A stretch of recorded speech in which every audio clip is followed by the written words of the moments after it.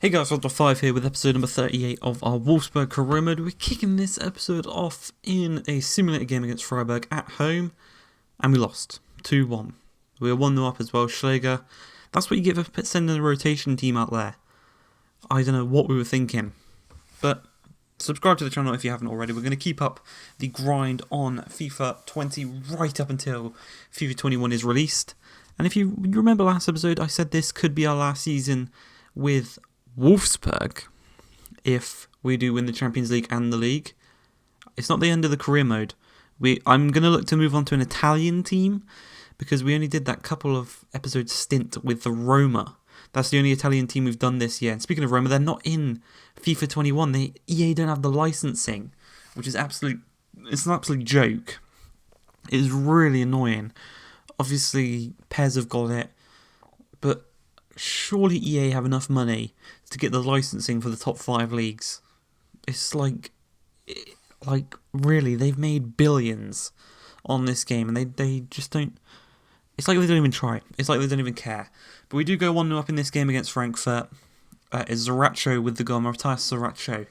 He's an incredible player. If you haven't picked him up on any of your career modes yet, pick him up before it's too late and it's on FIFA 21 and he's already got, I don't know, he might not be good on FIFA 21, I don't know. But straight from kickoff, we did almost score with Jonathan David, but I got caught in two minds on whether to shoot or to pass. In the end, we decided to pass, and it really wasn't the right option. And as you can see, the attack pretty much just fluttered out. Really poor. But we're still having attacking opportunities as Alessandro Martinez finds Jonathan David, but it's intercepted, and Sau to Barella. Barella to Kostic. He's caused us some trouble in the past. Obviously, we played Frankfurt in the final of the Europa League last year. But it's Coopermine as a player we were recommended to sign, but unfortunately, we were too late, and it was Frankfurt that got him before us. Thankfully for us, he didn't score there. But just before halftime, Barella plays it back to Coopermines. Coopermines is going to play out wide to Kostic, whip the cross. And I don't know how Thurman got to that before Delict or Ake. They were both marking him there, and he got to the ball ahead of both of them. I'm not too sure how. And I'm not too sure how Schläger lost the ball there to Willems. Thankfully, we've got Lindelof, who won it right back for us. As David holds it up, plays it to Zarracho. Zarracho through to Leroy Sané. He's quicker than the whole defence. He's got a man in the middle to aim at. He finds Jonathan David. It's poor. Really, really poor. Should be doing better than that. But it's fine. We're still 1-0 up. We're not seeing too many chances by themselves. And a lovely little 1-2 between Jonathan David and Sané.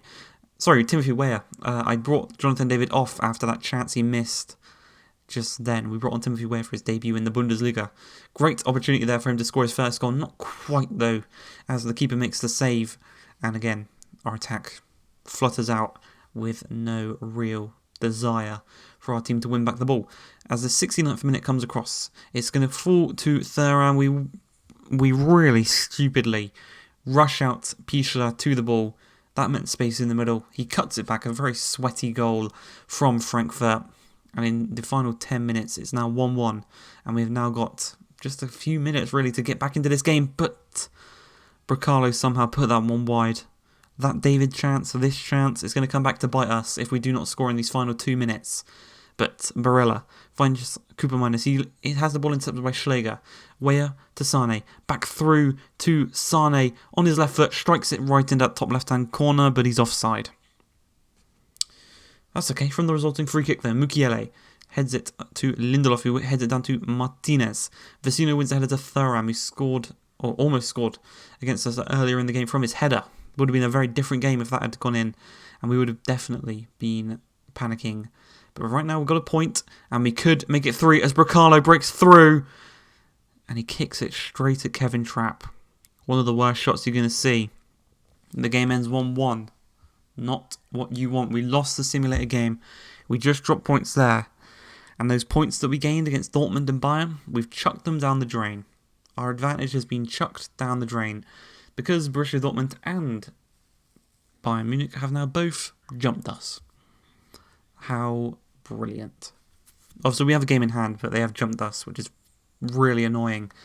As 9 minutes in, our youngster, Kraft, obviously, you probably last remember him from the red card he got in the quarterfinals of the Europa League last year. You know, he's paid that suspension. He's back now, and he's in the Champions League.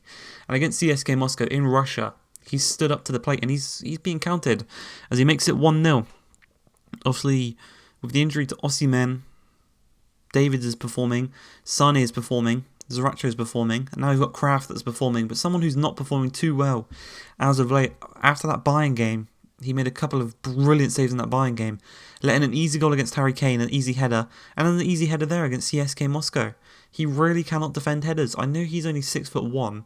He's not the tallest for a goalkeeper, so maybe we, I don't know, give him height pills. I don't know. But Kraft has played through on goal. He could get his second goal here, and he decided to just a little shimmy, put off the keeper. He didn't know whether he was going left or right, and he went left in the end. The goalkeeper's right. 2-1. He's got a brace, and he's got 60 minutes left in this game to try and get his third and final goal for that hat-trick and to bring home the match ball on his Champions League debut. How incredible is that?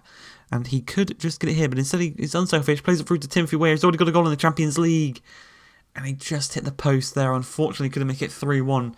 Really unlucky. But from a goal kick, they play it upfield to Shkurin. He plays it down to Obleyakov. Back to Divev. It's intercepted by Wagnerman. He's in a very advanced position as Timothy Weah plays it through 1-on-1. Just tries to dink it over the top of Akinfeev. Doesn't quite work out how we had planned. And it still remains at 2-1. We skip further into this game, just a couple of minutes, as Weah finds Kraft. Kraft, unfortunately, has his shot, or not shot, his kind of dribble blocked. But Lena, another one of our youngsters, he's playing at left back in this game. Ake's playing at centre back. But eventually it finds Bracalo, who finds Timothy Weah through to Kraft for the hat-trick. He almost could have had a first-half hat-trick there, but he drags his shot wider. But it's a poor shot, I will say that. Maybe a poor shot technique more than a poor shot, because the shot had a nice amount of power on it. It would have been right in the corner if it was on target.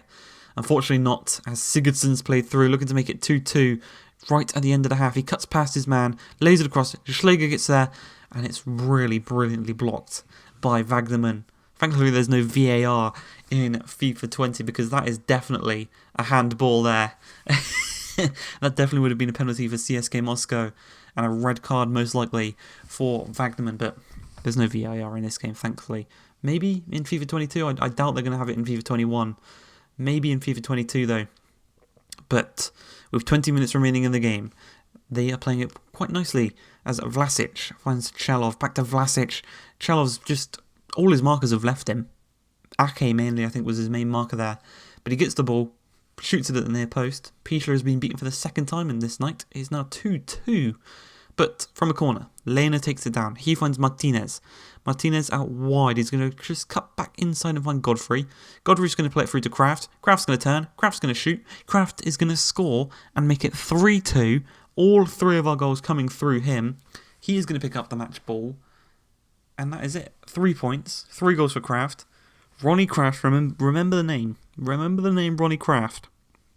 Because I probably will take him and Lena with me when I go to Italy and build the team around them. But for the final game in this episode, we are going to be taking on RB Leipzig, a team we've been beating pretty comfortable these past couple of times that we've played them after that embarrassing 6-1 defeat in the first season. We've beaten them pretty comfortably the last previous times we've played them, which is really, really good to see. And it just shows a clear improvement in our team as we get this one started. 12 minutes in. A free kick from Sabitzer, lofted into the box, but it's headed away, and Sane is going to play it through to Wijnaldum. Wijnaldum down this left-hand side, he's got men making a run ahead of him, most notably is Jonathan David. He beats Joel Matip, who's just not quick enough, and now he is smart enough to instead go at the near post, goes across goal, catches Gulashi off guard, and Jonathan David, proving once again why he is one of the best strikers in the league, as well as Osimhen. And a fact about Osimhen that I did not know, Osimhen's actually played for Wolfsburg before. He played for Wolfsburg before he signed for Lille. I did not know that. So it's really, really interesting to see. If you knew that, comment it down below how much of an idiot I am. But yeah, I did not know that Osimhen played for Wolfsburg before we signed him on this career mode. And just before the hour mark, Jonathan David looked to double his goal tally, hits it straight at Gulashi. Matip gets it away. Seiss kind of confirms that clearance. And Leipzig, they live to fight another day, but Just a couple of minutes after that, a poor crossfield ball. Schläger intercepts and finds David. David to Sane. Sane back to Jonathan David. He's going to hold it up. Play it back through to Sane. Brilliant touch to get past Carvajal. He's now one-on-one with Gulashi, and he's just on his stronger left foot. And again, he could have cut that one at the near post. But he just wanted to, confirm the goal. Do what the keeper doesn't expect, and that is a shoot across goal in that situation. It worked perfectly. He doubles our goal tally in this game. And with 10 minutes remaining, it looks like we've got this game wrapped up as Schläger finds Lindelof. Lindelof to Ake. Poor first time ball to Nkunku. And then he tries to slide in. He's nowhere near the tackle. As Mertens plays it through to Nkunku. He's got absolutely no stamina. His first shot is saved. Second shot, he puts off the post. Couldn't quite squeeze it in. And the game is going to end 2-0 to ourselves. A brilliant result after the poor result against Frankfurt and Freiburg.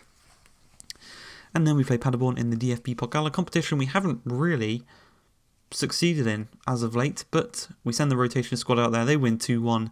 Ake and Timothy Whale with the goals for ourselves. Sabiri for them.